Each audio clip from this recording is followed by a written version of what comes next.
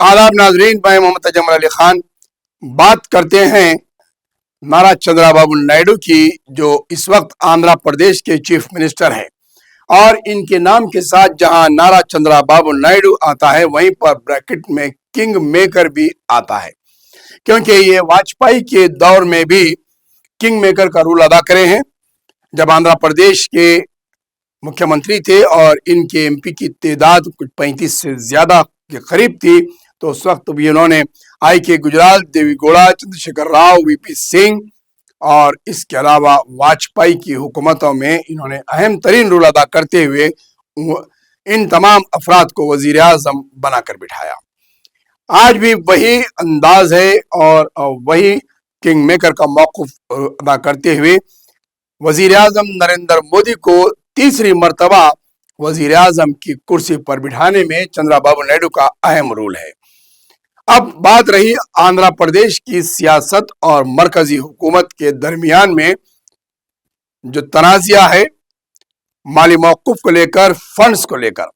चंद्रबाबू नायडू ने पार्लियामेंट के monsoon session के आखिरी दिन दिल्ली पहुंचते हैं और एक ही वक्त में, यानी कि एक ही दिन के अंदर 5 बड़े अहम मंत्रियों से मुलाकात करते हैं। इसके आप तस्वीर हम आपको बता रहे हैं, आप देख सकते हैं कि निर्मला सीतारामन के साथ उन्होंने फाइनेंस मिनिस्ट्री के ताल्लुक से मुलाकात की, नितिन गडकरी से ट्रांसपोर्ट को लेकर मिनिस्टर मुलाकात की और दीगर 3 वज़रा से भी उन्होंने मुलाकात की, अमित शाह से उन्होंने मुलाकात की।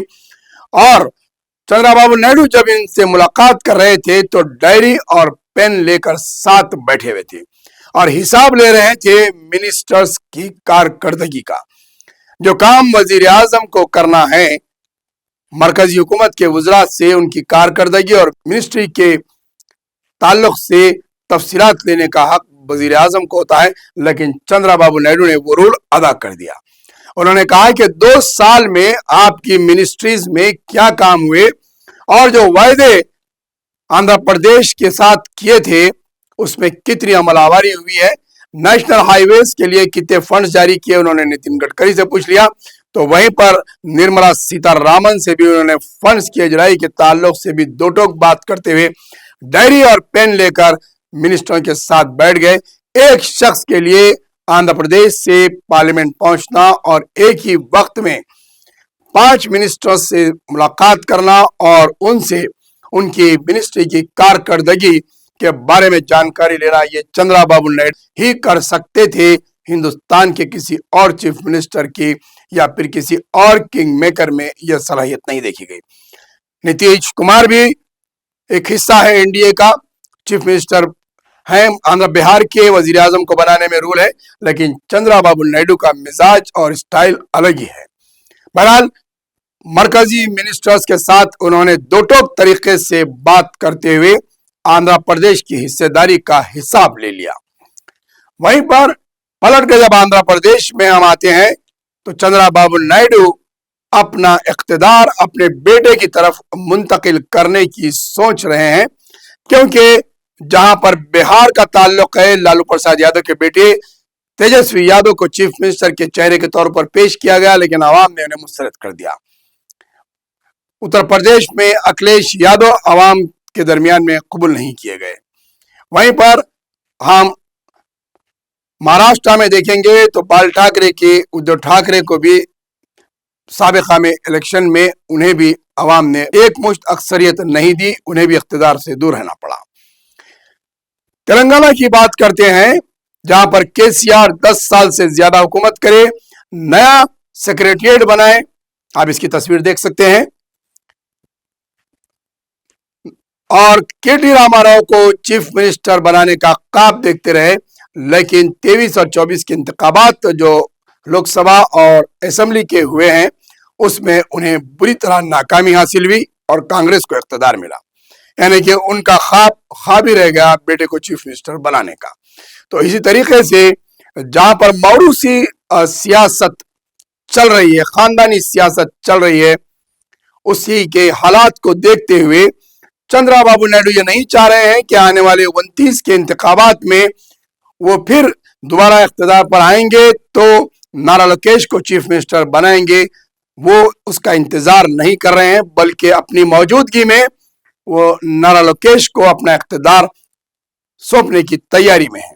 उन्होंने मन बना लिया है, हो सकता है पोंगल के बाद यानी कि तिल संक्रांति के बाद आंध्र प्रदेश में नारा चंद्रबाबू नायडू अपने बेटे को चीफ मिनिस्टर बनाते हुए मरकजी हुकूमत और कौमी सियासत में अहम रोल अदा करने की तैयारी कर रहे हैं। एक नजर हम थोड़ा सा इसके अलावा हटके डालेंगे कि खानदानी सियासत मुल्क में किस तरीके से जड़ें मजबूत कर चुकी है। नेहरू खानदान, इंदिरा गांधी, राजीव गांधी, सोनिया गांधी और अब राहुल गांधी और प्रियंका गांधी, लेकिन राहुल गांधी को इख्तिदार नहीं मिल पा रहा है। मुसलसिल 10 साल से कोशिश चल रही है। हटकर उत्तर प्रदेश में जाते हैं, मुलायम सिंह यादव, अखिलेश यादव, डिम्पल यादव, यादव फैमिली वहां पर हुकूमत कर रही है। कश्मीर की तरफ उमर अब्दुल्ला, फारूक अब्दुल्ला और उनके बाबा शेख अब्दुल्ला से सिलसिला चलते आ रहा है। उसके बाद हबीबा मुफ्ती, सईद मुफ्ती की बेटी, वहां पे भी खानदानी सियासत और खानदानी चीफ मिनिस्टर का सिलसिला चलते आ रहा है। राजस्थान में वही हाल है, वसुंधरा राजे। पंजाब में अकाली दल के पास भी खानदानी विरासत चलती आ रही है। कर्नाटक में आकर देखें तो कर्नाटक में देवेगौड़ा के बेटे, वहां पर भी खानदानी सियासत उनके पास, वो भी अपने बेटे को चीफ मिनिस्टर बनाए, लेकिन दोबारा वो नाकाम हो गए हैं। बिहार में खानदानी सियासत, वहां पर भी वही राज चल रहा है। पासवान के बेटे चिराग पासवान, लालू प्रसाद यादव के बेटे तेजस्वी यादव, वहां पर वो सियासत है।